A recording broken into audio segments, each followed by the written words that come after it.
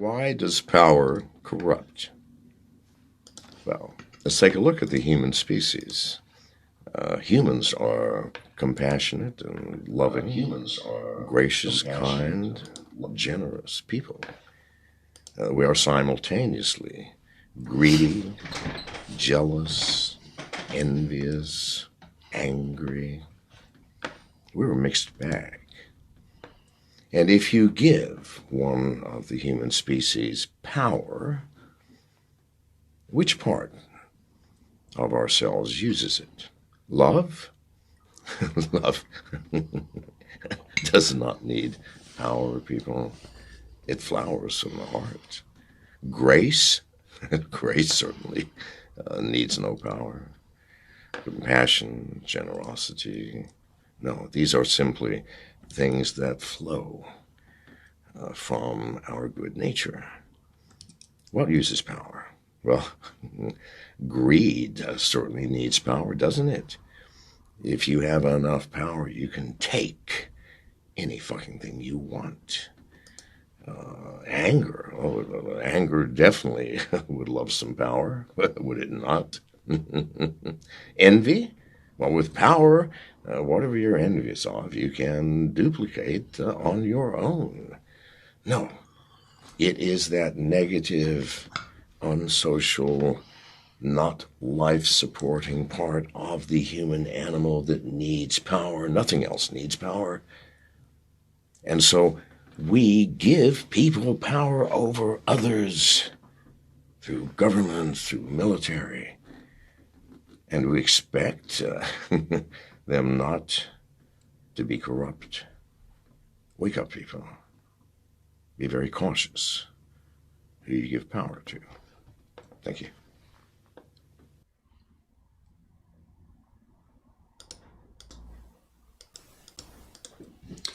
Hi everybody, welcome back to another CYT-Crypto episode. My name's Stephen Aitchison, and that was my kind of little tribute to John McAfee, who supposedly killed himself earlier on this week. So no doubt we'll hear more news about that. But sad, John McAfee was a bit out there, but sometimes, just like you've seen there, he speaks wisdom. He just speaks a lot of wisdom. Sometimes, if you've seen his videos in the past as well, it was definitely out there. But yeah, that was my little tribute to John McAfee. Okay, welcome to the CYT-Crypto channel. Wasn't here last week, do apologise for that, things going on. So we'll just see if we're live or not. Everything, the sound is working. If we're live or not, everything. Yep, sound is working. Everything good to go just now. Okay, I'm just going to check on the chat. See who we've got in the chat area just now. We've got Monkey Tomo's in the house. Welcome to you. Chris Edinburgh is in the house as well. And London Bobby is in the house as well, who's saying RIP John, definitely. No doubt the truth will come out eventually. I don't think it's going to be anytime soon. We'll see what happens with that. Strange times. Wendy and Ash is in. Welcome to you. Good to see you here. If you're in just now, hit that like button. Just hit that like button just now. The channel is not that big. We know that the channel is not big, but it's always good to get some likes. And if you're in and watching just now, just comment. Leave a comment just now just to say hi. Okay, so what we're going to do, we're going to look at the Bitcoin chart first of all. And just see what is going on with Bitcoin just now. So we can see we're at 34,162. So we've got this traffic light chart that I kind of normally do. I'm going to put on to the 4 hour. So this is a traffic light chart. We've got red, amber and green here. And over the past couple of days or past couple of weeks, we've been struggling to get above this 33,500 level. So it's become resistance and support at the same time. So it's flip-flopping between the two. So since kind of the 21st of June, that's been the last 4 days, it kind of has been under that 33,500 level. I'm just going to test something 1 wee second. Yep, sound is okay. It should be working okay. Yep, we're all good. So yeah, it's been testing that 33,500 level, and it looks as if it's going to come back down to there. Now this is coming up for the weekend. Weekends are typically volatile for Bitcoin over the weekend. And the reason I'm talking about Bitcoin so much is not because I'm a Bitcoin maximalist. I don't have any Bitcoin myself. Well, I've got a tiny wee bit. I'm going in for Ethereum, but Bitcoin is controlling the whole market just now, as we'll see as well. So that's why I'm talking about Bitcoin. There's no point looking at other ones at the moment, likes of Ethereum and the bigger ones as well, because they're all following Bitcoin. There's a few exceptions in the altcoins, obviously, as we'll see as well, but that's where we are with Bitcoin just now. So that's why I'm talking about Bitcoin. So it looks as if it's going to come back down to here. Whether that's going to stay supported or not is another story. I've said all along that this 29,100 level is the area of strong support for Bitcoin. If it does fall below that, then I'd be very, not very scared, but I'd be very wary of it going down to 24,000 and then the 19,000 level. If that happens, I think that'd be a bit of a catastrophe, and it would indicate some kind of capitulation event happening there as well. Capitulation is not what we want. We don't want capitulation. That's where people give up and they just say, okay, it's probably going to go down even further. I'm just going to sell all my Bitcoin. If that happens, then the altcoins go down with it as well, including the big ones as well. I just still don't kind of class Ethereum as an altcoin, but in the true sense of the word, it is an altcoin. So all the altcoins will go down if there is a capitulation event whereby everybody just or the retail investors sell. It's not everybody sells, it's the retail investors that are driving this price at the moment. And this 29,100 level, I said this last week, that if we go below that, it's going to be a bit disastrous, but I didn't expect it to go below that. Now, it did dip or wick below that, but it jumped right back up. So there was a big bounce. So the bulls took control and said, enough is enough. We're going to get back in here and kind of push the price back up. And it did go from 28,649 all the way up to 31 or 32,000 and kind of coming back up again. So this area of support, 33,500, it's not critical, but it's a strong indication of what could happen as well. Now, this is short-term thinking. I spoke about this the last time as well. This is about short-term thinking. We shouldn't be short-term thinking. If we believe in kind of Bitcoin, we believe in crypto, we should be long-term thinking. We should be talking thinking 5, 10, 15, 20 years. And on that note, this is what I see happening for the rest of the year. So this is a kind of logarithmic curve that I'm using just now. And you can see the midpoint, the kind of high point and the low point. So again, traffic light charts for me. So we just keep on using these traffic lights. This is going back all the way to 2011.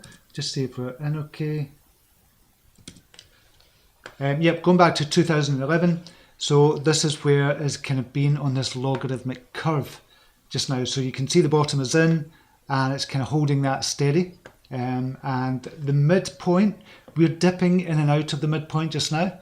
And there's only been a few times when we've had this bull, real kind of bull market, excuse me, real kind of bull market above this midpoint.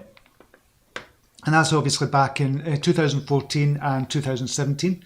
So we're on this curve again, we're on this 4-year cycle. That kind of plays in well with this kind of 4-year cycle that you've no doubt heard about as well. And the 4-year cycle kind of looks like this. If we kind of draw this here, so going back to 2011, high point,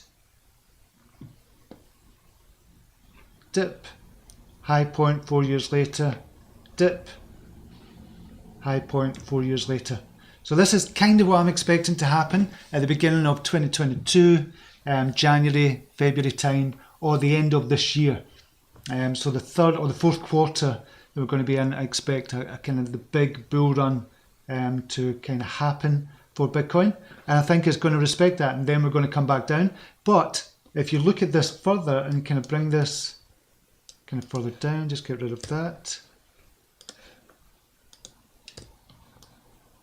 If you look at this further and do the 4-year cycle again, so we'll go here, and we're going to say 2024, 2025. If we do that, The price, you're talking nearly $1 million for Bitcoin in 2025, and the low point, we're talking about 160,000. As for the next kind of cycle, or the 4-year cycle. So what could happen in 2022, the end of 2022, we could still be at maybe $50,000 for Bitcoin with a high of 213,000 if this plays out. If that all plays out, we don't know if it's going to play out or not, but for the last 12 years it's kind of played out. You can see that. Or the last 10 years has played out with the low and the high. So the low point for the end of this year, 26,000. High point for the end of this year, 150,000. I'm kind of expecting it to go a wee bit above that for the end of the year.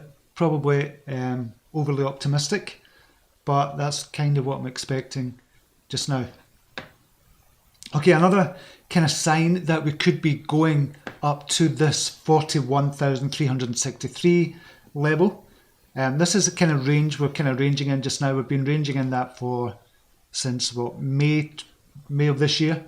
Been ranging in and out of that for quite a while now. So we need to break that before we're going to go higher. So this is the next major resistance for me, this 41,363 level. And another good indicator that this could actually go up is the total market capitalization. You can see the total market capitalization just now is $1.3 trillion for the crypto market. But we had this kind of level here back at the beginning of the year where it just couldn't break through. This is on a weekly chart. It just couldn't break through that. I'm just going to change that because I don't like the way that looks. So I'm going to change to that, change to that, change to solid, and change to that. That's much more striking. I think that's better. Okay, so tried to break that through on a number of occasions, and this $1.3 trillion. It couldn't do it, eventually broke through, and it became support, and it's now become support again at these levels. It's $1.17 trillion. That was the kind of support level. It's bounced off that. You can see it dipped below it, or it wicked below it at 1.12 trillion, kind of went back up. So it could be another indicator that we're going back up from here as well. Now, if we draw in some more kind of resistance lines, here we're at 1.47 trillion for resistance. Another major resistance would be 1.76 trillion, and obviously kind of closing all-time high would be 2.39 with a wick high of 2.58 trillion. So if we can break through this 1.47 trillion mark, then we're looking at 1.76 trillion next. And this is the overall market capitalization. Bitcoin dominance obviously going up as well. Alts are coming down, so the Bitcoin dominance is going back up. It has been as low as 39, but it's going back up to 47.46 just now. I think all eyes are on Bitcoin just now, certainly, and I think it's going to be like that for the foreseeable. So some news about Bitcoin as well is that, no, in fact, we'll go to this. I want to show you this as well. This is from Glassnode. Glassnode have got some amazing information if you can decipher it. And this is a stablecoin supply ratio that they've got. So the lower this stablecoin supply, I'll just kind of push this over. Can I push it over? No, I can't. Not going to let me. But the lower the supply rate, I think my head will be in the way. The lower this SSR number, the kind of more stablecoin, the more people have got money into stablecoins. And when that is low, predominantly when that is low, Bitcoin price tends to go back up. So it's coming back up again over the last couple of weeks. So just see here.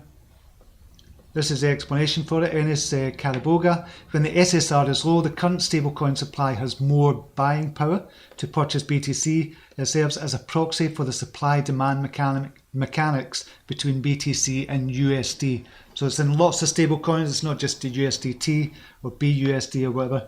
So when that number is low, the SSR is low, then Bitcoin price tends to jump back up when this has been low, and when it's been high, obviously you can see the Bitcoin price is high as well, and it comes back down after that. So that could be a correlation. There could be some kind of correlation there, but obviously stats and figures, you can kind of manipulate them as well, and this is another possible maybe manipulation as well that you could do.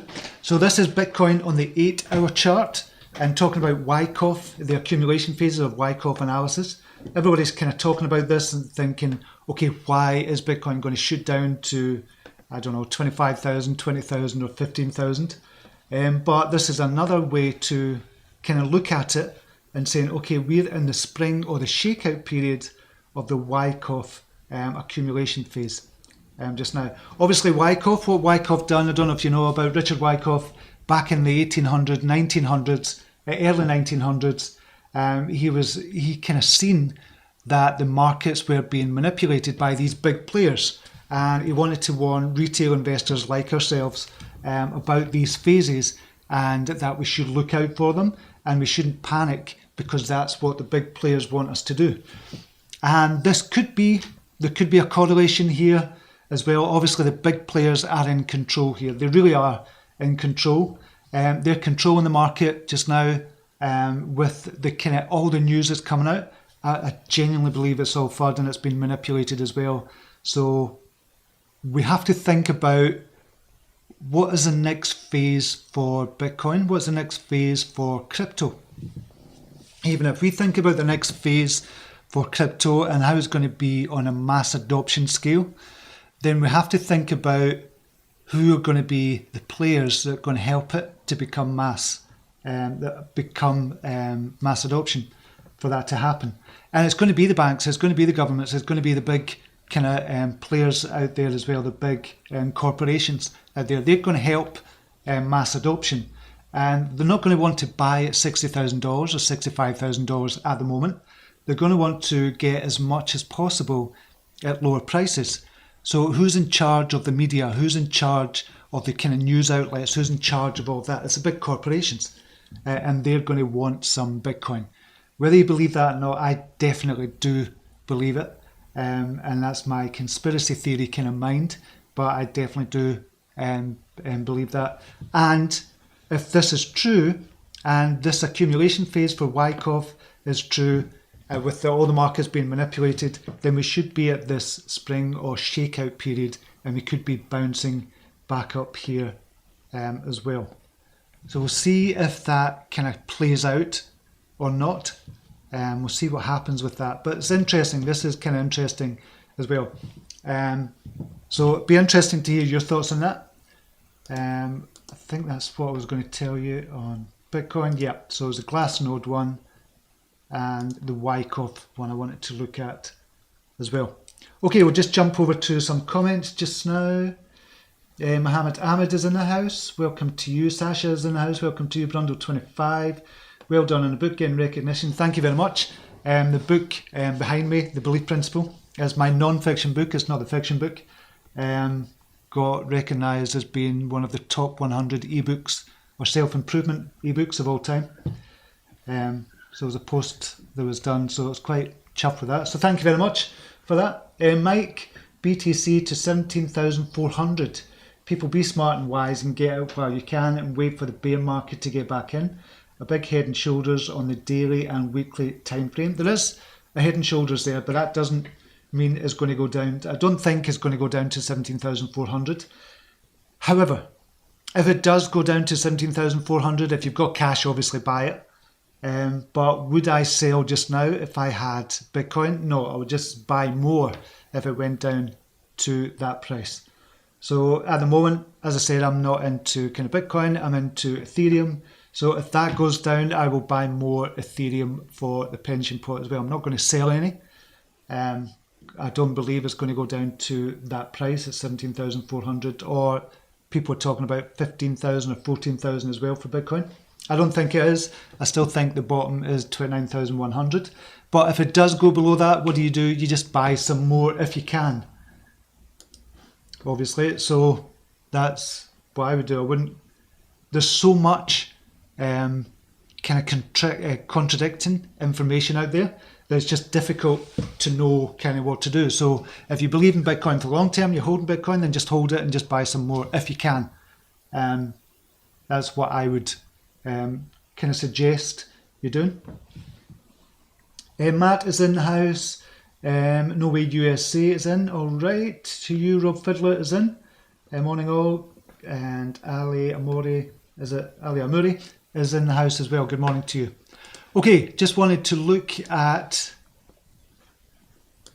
the markets overall. So we're at 1.4 trillion actually according to CoinGecko just now. And who are the big movers, if there's any kind of movers just now in the top 100? It's kind of all red all around. There's not any big movers kind of out there going against the Bitcoin price. That's what I was talking about earlier on. Everything's in line with the kind of Bitcoin price just now. So we'll see over the last 24 hours who's kind of moved up the most. We have Nano has moved up 13%. We've got Dogecoin as well moving up. Thorchain, Stacks, and Waves is moving up slightly. Curve, Quant, Crypto.com. So there's going to be a few that are going to move, but nothing much. What's moved in the last hour? Nothing much again. Last 7 days. Quant is the only one. So everything is kind of just focused on Bitcoin just now. Everybody's focused on Bitcoin just to see where it's going to head. And that will determine what's going to happen with obviously the alts as well. If Bitcoin starts moving down below these 33,500, below the 29,100 area, then it will be a big sell-off with the alts as well. So it's not going to be good. We definitely don't want that. That's why I kind of said everybody on YouTube's kind of talking about this $25,000 level or the $24,000 level that I was looking at as well. So I wanted something a wee bit different, not to give you hopium, but just to give you a wee bit think about the longer term. And that's what we have to do. We have to really think about the longer term. But if you're trading it, obviously, trading opportunity just now. Look at Bitcoin just now. What's the trading opportunity? We'll just kind of look at the EMA cross just now on a daily.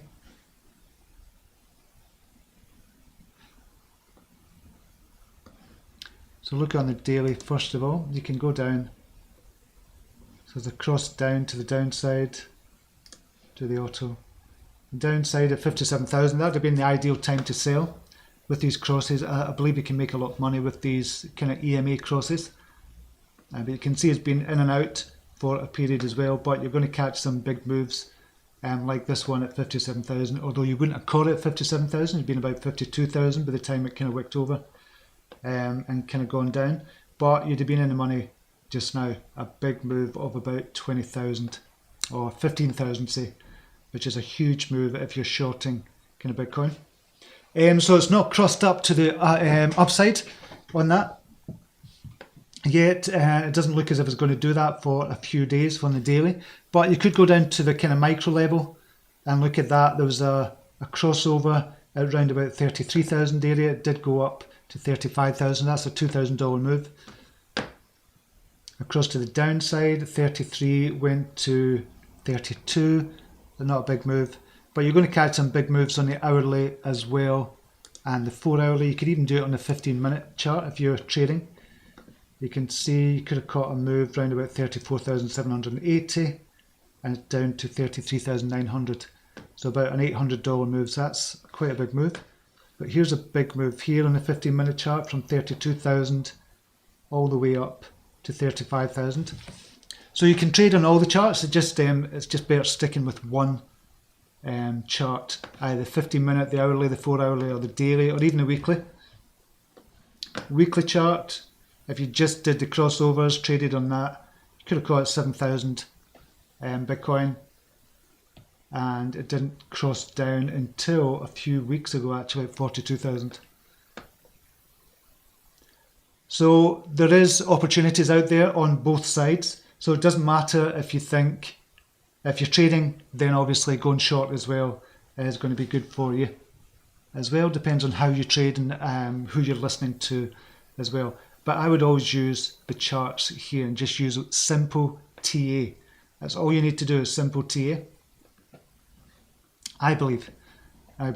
You can see on the weekly chart as well, if we're looking at the weekly chart, this is very clear here about the support line at 33,500 and very clear here as well at 29,000 and down here to 24,000 and down here to 19,000 as well. It was below 19,000. If we were to go below 19,000, really, you're talking 11,886. This is on a weekly. So there's nothing really in between there to say there's going to get down if it falls below 19,000. As I said, I don't believe it's going to fall below 29,100, but we'll need to wait and see what happens there. Jason Clayton is in the house. A lot of green is always welcome and not the smoking type, and that would be good as well. Gordy Boy is in the house. Welcome to you. Okay, some news about crypto as well. Nothing's going to stop Bitcoin in El Salvador, says President IMF. After IMF and the World Bank criticism. So the IMF, which we kind of expected, the International Monetary Fund and the World Bank criticised El Salvador for Bitcoin. And El Salvador were going to try and get a loan of, I think it was $1 billion. Does it say in this article? I think it is. Central Bank, the bill to recognise, okay, blah, blah, blah. Yeah. In an immediate response, the IMF raised concerns that this would interfere with the ongoing negotiations for a $1 billion loan. So what they're doing is a kind of blackmailing El Salvador into not making Bitcoin legal tender. So, but it looks like the president is going to go ahead and going to do it. So it's a brave thing to do. And I think Bukele is looking, or a lot of people are going to be looking at this and seeing what the outcome is going to be. So what he's done, he's made a move and said Salvadorians are to receive free Bitcoin from the government. So they're going to get $30 worth of Bitcoin to every adult citizen. And that's going to be, and he announced that during his live address. So he's going to give $30 to everybody, encouraging people to adopt cryptocurrency by telling them about the kind of wallet. It's going to be mobile friendly as well, and everybody's going to get this $30. So that's a brilliant way to help the adoption of crypto as well, to help the adoption of Bitcoin, is to give everybody money. So I thought that was a brilliant move on his part, and he seems determined to go ahead with this. But the IMF and the World Bank are opposed to this. I wonder why they're opposed to it. I wonder why they're opposed to it so much. So they've raised concerns and put this $1 billion loan in question as well. So bear with me 1 second, folks.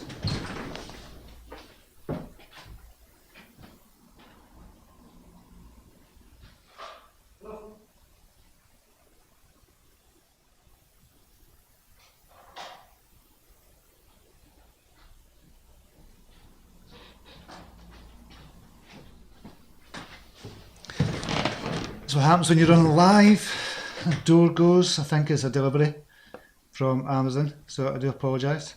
I might hear a ringing as well. I need to go and get the door if it is a delivery. So yeah, El Salvador seems determined to go ahead with this as well. Other news kind of looking at, and this is Bitcoin adoption curve rivals the internet. Is saying this is kind of Bitcoin adoption just now, and it's saying it's rivaling the internet with the uptake of people using it and the number of wallets as well. So I thought this was quite interesting. And this is going to be a quick one. I didn't realise the time again, 9:27. And this was another interesting article that I looked at as well. Canada could become the next El Salvador for Bitcoin, but how soon? So Canada is the third most populous nation in the North American continent, is on course to becoming home to the biggest cryptocurrency firms. And I think this is interesting for Canada. Canada's obviously got their ETF as well. And it's interesting for other countries to look at because Canada is not like El Salvador, it's not like Paraguay, it's not like any of the other kind of South American companies where it's a poor nation. Canada's totally different, and that is a rich nation. It's part of the Western kind of rich nation. And what they do is going to be more interesting as well. They've got their ETF out already, obviously. And I think more countries, and I would push for kind of UK doing this or Scotland doing this as well. is really becoming crypto friendly with regards to taxes, with regards to adoption, with regards to getting the message out there as well. And I think the countries that are going to take up this early and really push for adoption of Bitcoin and adoption of cryptocurrency are really going to be the leaders going forward with cryptocurrency.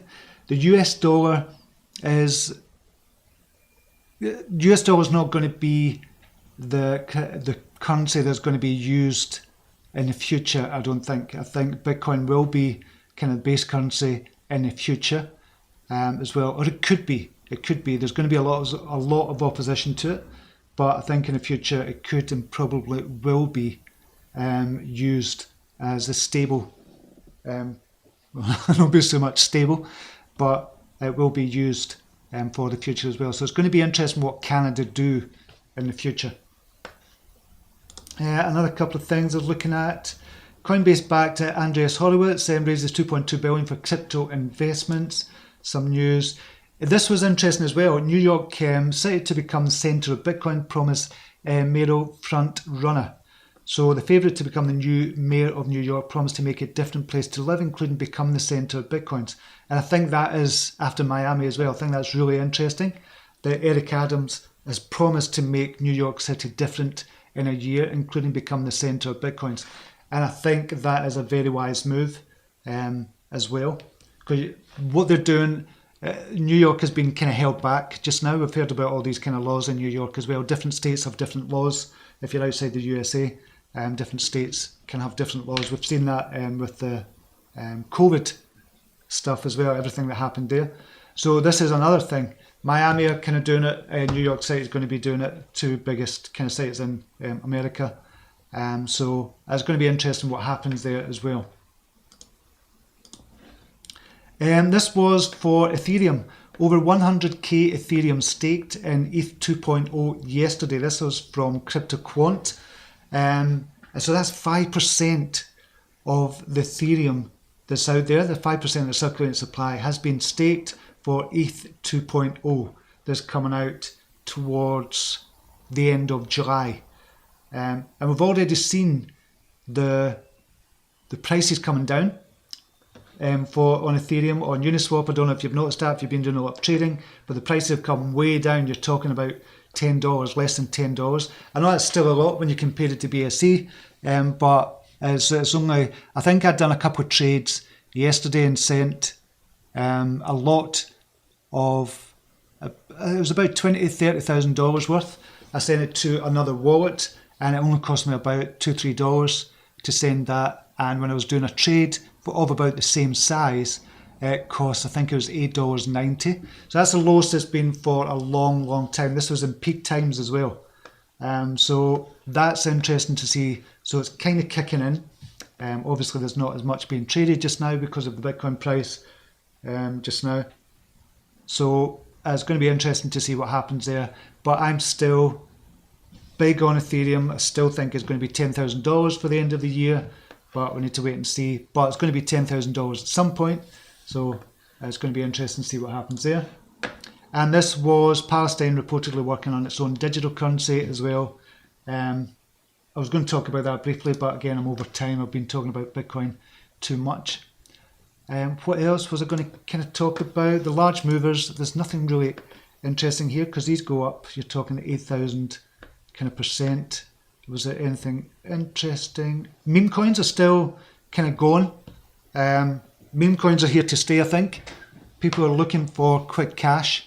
They're jumping in and out of meme coins. In my group just now, a lot of people are talking about the meme coins. I'm not really involved much with the meme coin talk, but I do recognise that it is a big part of the market. It's here to stay. It's not going away. I thought it was going to be a little fad. Not a little fad, but a fad for a couple of months and then it would go away. But I don't think it is. I don't think it is because these meme coin projects are getting more savvy and they're getting more business savvy as well.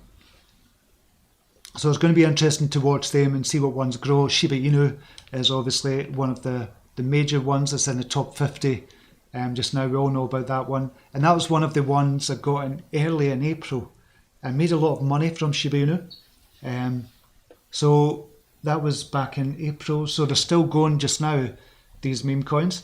Nothing as big as that, but they're getting more business savvy, is what I'm saying. So there's a couple in there. Shiba Moon is up there, up 700%. Ken Inu is up 200%. And look at the volume on it, 2.5 million as well. What's the volume on that? Shiba Moon at 169,000, so not that much. You have to look at the volume as well. New Inu, 2.5 million volume, up 122%. So there's a lot of meme coins still out there. Catacoin as well is up. Again, that's an older one. It's been around for a couple of months, but that is up as well, 100%. So these meme coins, people still want to make quick money, and that's okay as well. Ecomi as well, that's somebody had kind of posted that in the group that was up nearly 100%, and that's doing well. That's what people are obviously looking at Ecomi just now. Just look at that. So that's in the NFT space. So if you look at Ecomi just now, it's got a market cap of under 500 million just now, but it did have a market cap before the crash of around about 666 million. So it's down quite a bit. It's down 81% of its all-time high, not in market cap, but in terms of price, it's down 88%. So it was at not 3 cents, 0.3 of a cent, and it's now at 0.2 of a cent. So the all-time high, that's not the all-time high, what am I looking at? The all-time high was 1.3 cents, sorry.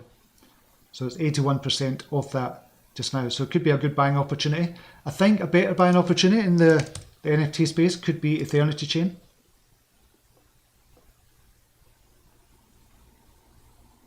Yeah, $6.40. I think that has been at $67 before.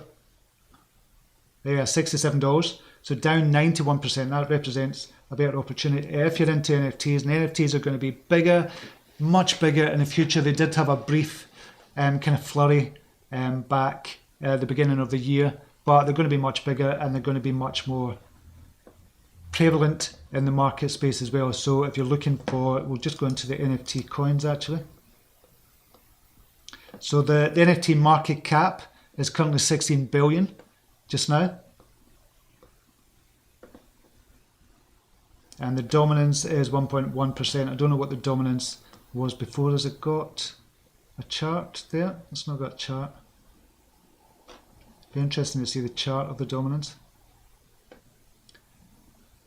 So yeah, NFT space is coming back again. It's getting more attention again. So I'd definitely start looking at some of the NFTs. And as I said, Axie Infinity looks interesting as well. Market cap of only 202 million. We've obviously got VRA and Verasity. Not so much kind of in the kind of space for NFTs as such, but as a service kind of provider as well for NFT fraud as well. And I'm going to be looking at other charts as well. What's the other ones? Raidable, I think they've just raised about 14 million or something they raised in an A-series funding round. So that's only a market cap of 33. So there's big people going into Raidable. I think that could be a good buy as well if you're looking at NFTs.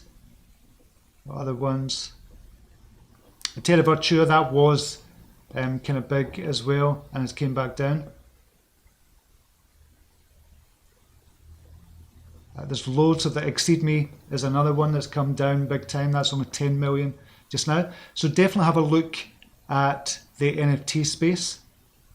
Polychain Monsters, PMON, kind of renamed, down to $3.86. I thought that was going to go up to at least $50 the way it was going. So that could be another one to look at. So there's loads out there that could be good to look at again, but the NFT space is going to come back. Okay, we'll just go to a couple of comments if there is any. Right, am I still live just now? Let's make sure. Yep, still live.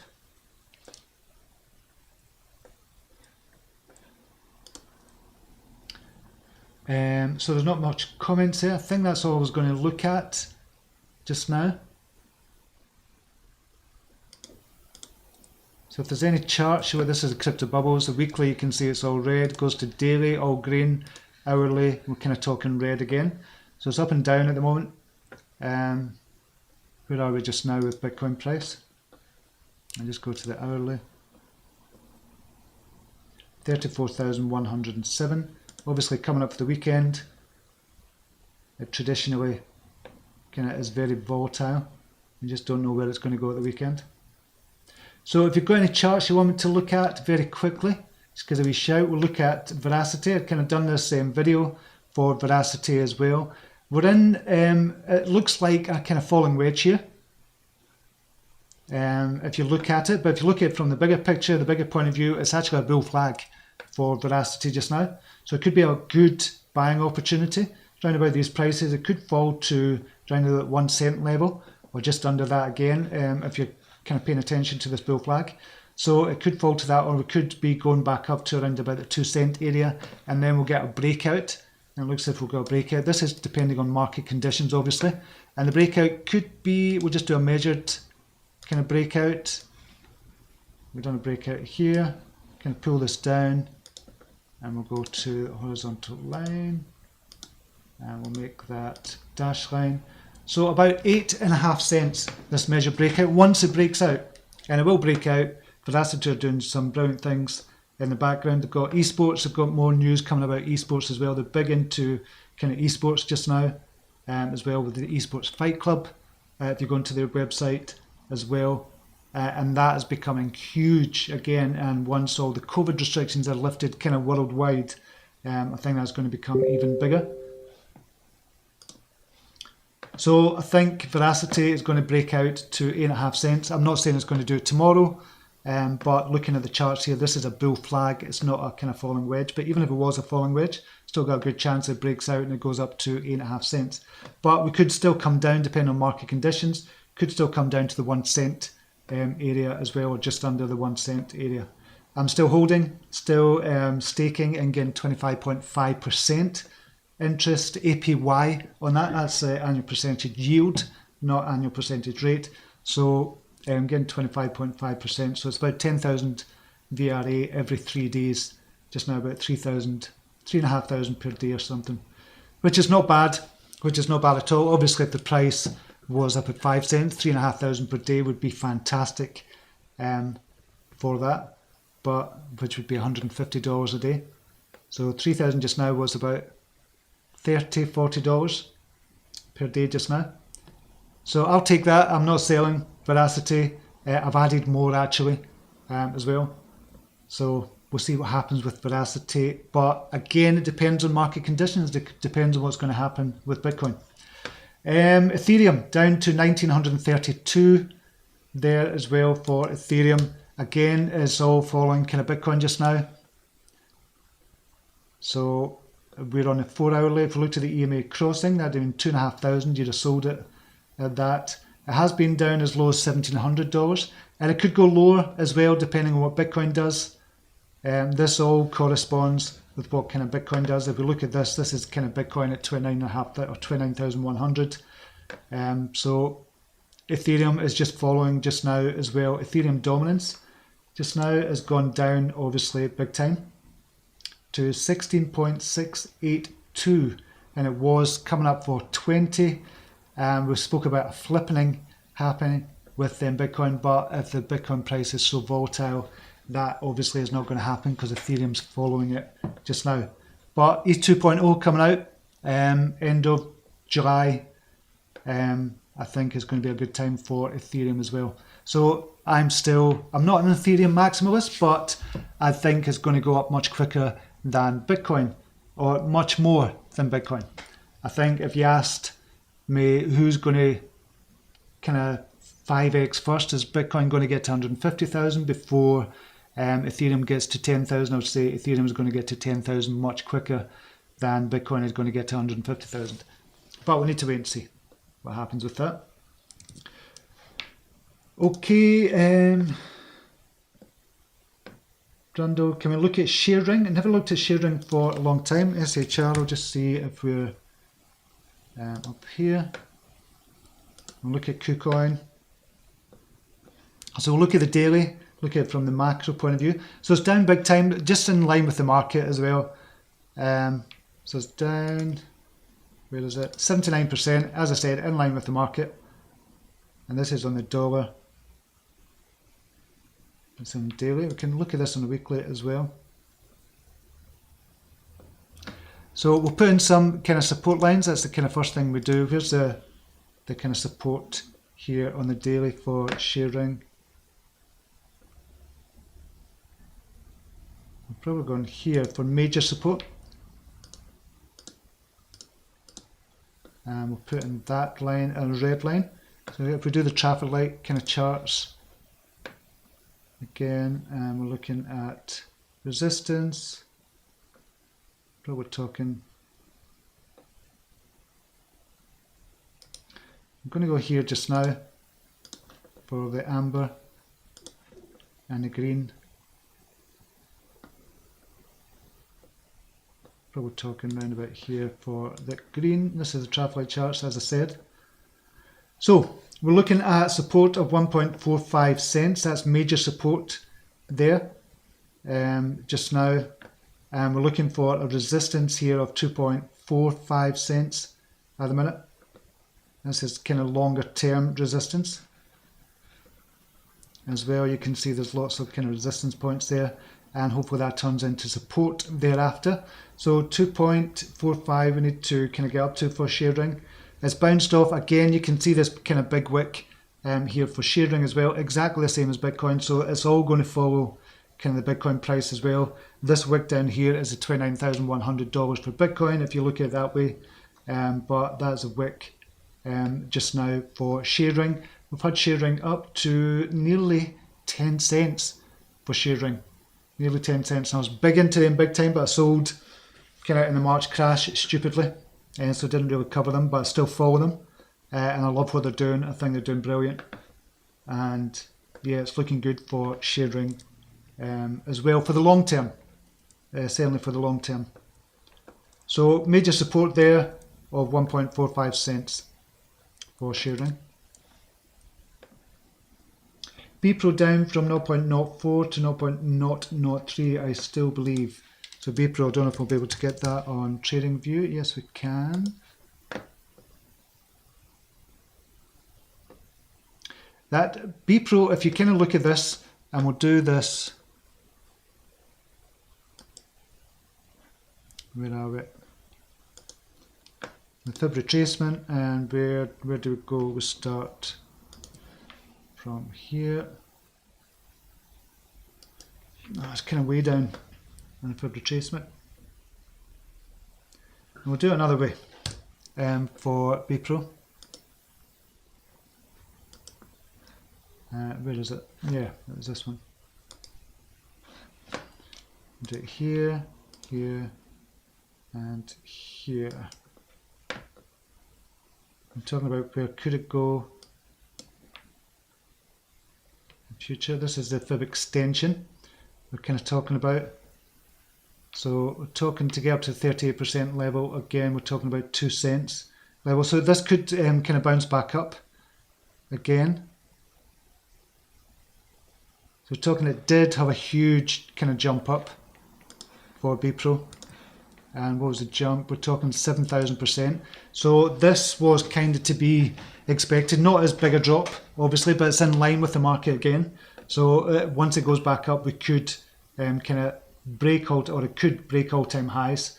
Again, go up to 5 cents. And then if we come down a wee bit more, typically it goes up to the 161 level. So you're talking about 8 cents there in the future. And you're talking about, was that a kind of rise of about 2,000% again. So I've not been following it. I was in Bepro big style as well, and it's one of the ones I sold back in March. Pissed off with that, but nothing you can do. Gordy Boy, what about Telcoin? I've never looked at Telcoin at all. Honestly, I haven't looked or kind of studied Telcoin at all. So just look at, oh geez, chart is pretty amazing. Look at that. We'll take off the EMA crossing and just look at the chart itself. That is pretty mental. And if you just kind of look at this on a step level,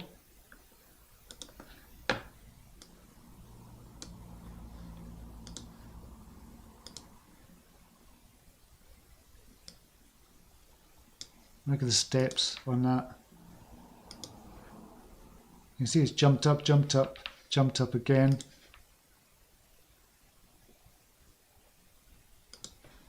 That's pretty amazing to see a chart like that. So what is the, sorry, I'm interested in here, and the percentage, 37,000%. That's crazy. That's crazy. So you put $1 in, you get $400 back on Telcoin if you were in it. And we're talking just at the end or the beginning of this year. So Telcoin. That's kind of what I think a lot of the kind of coins are going to do that. Some of the ones that have been out for, well, expect Verasity not to do something like that because it's already done something like this, but it's not reached its full potential yet. But I can see that happening as well. And with a lot of other kind of altcoins as well. That's what we've kind of been looking at. It's been looking at for the 100x's. But once you start making money, really what you're looking to do is look for the 10x's, the safer 10x's. But this would have been an amazing investment. Imagine if you put $1,000 into that and you get $400,000 back. And that was only the beginning of the year. That's the possibility of crypto, but this is few and far between. So where is that going now? Just if you just look at the kind of support areas as well for Telcoin. So you're talking support there just now at 0.02 cents. That's 2.2 cents just now. So that would be the support area again for Telcoin. But it's kind of defied what the market's done or what the market's doing overall. So that's pretty mental if you're in that just now and you were in it from the beginning as well. That'd be crazy. G-Slick is in the house. Welcome to you. How's Matic holding up? Matic, USDT on Binance. I'm still doing brilliant as well. Compared with the rest of the market, it's doing brilliant. That's another one. It's kind of jumped up big style. And what did that go up? 16,000%. It's been amazing. So you'd expect a bigger drop. I've been looking at Matic as well, and I've been expecting a bigger drop down to about these levels. But it's not happened, so I don't know if it is going to happen down to about the 29-cent level, $1.14, but that's not actually happened just now. So we'll see what happens there. It's going to be interesting.